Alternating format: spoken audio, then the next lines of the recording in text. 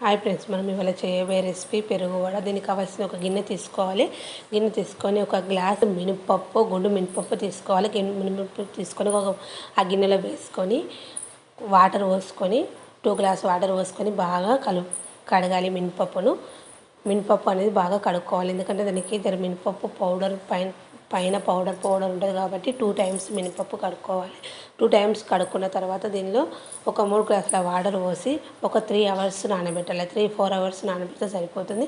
3 hours తర్వాత మనం మినపప్పు అనేది బాగా నానిపోతుంది. మళ్ళీ ఒకసారి బాగా కలుపుకొని కడిగి వాటర్ తీసేసి మనము మిక్సీ జార్లో మినపప్పు అనేది వేసుకొని మనం సన్నగా మిక్సీ పట్టుకోవాలి.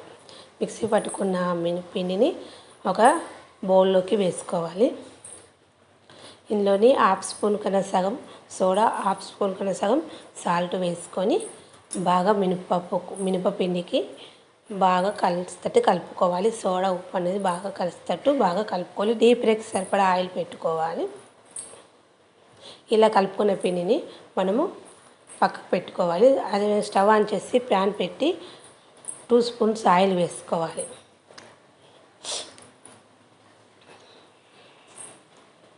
ఆయిల్ కాగాక మనము ఒక హాఫ్ స్పూన్ శనగపప్పు, హాఫ్ స్పూన్ మినపప్పు, 4-5 చిన్నగా కట్ చేసుకున్న పచ్చిమిర్చి, హాఫ్ స్పూన్ జీలకర్ర, హాఫ్ స్పూన్ ఆవాలు వేసుకొని పోపు పెట్టుకొని చల్లార్చుకోవాలి. మనం పెరుగును అనేది పల్చగా కాకుండా చిక్కగా కాకుండా మిడిల్లో చేసుకోవాలి. చేసుకున్నాక ఒక హాఫ్ స్పూన్ సాల్ట్ వేసుకొని పక్కకు పెట్టుకోవాలి.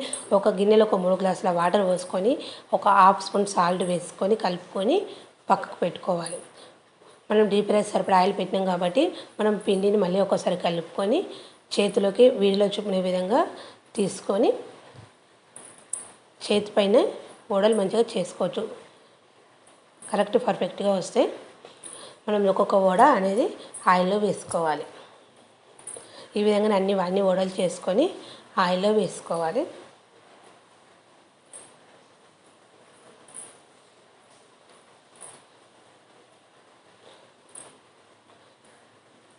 ఇలా వేసుకున్న వడలను ఒకసారి మనము ఒక సైడ్ గోలాక ఇంకో సైడ్ గోలించుకోవాలి.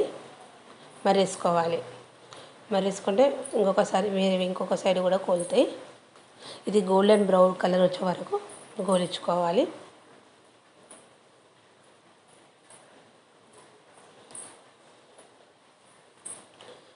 ఈ విధంగా గోలిన వడలను మనము ముందుగా ఉప్పు కలుపుకున్న వాటర్ ఉన్నాయి కదా, దానిలోకి వేసుకోవాలి.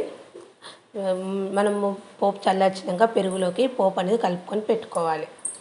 ఇది వాటర్లో ఒక 2 మినిట్స్ నానాలి, ఎక్కువ నానకూడదు. నానిన తర్వాత మనం వాటర్ పిండుకుంటూ మనం తయారు చేసుకున్న పెరుగులో వేసుకోవాలి. ఎంతో రుచికరమైన పెరుగు కూడా రెడీ. Bye friends.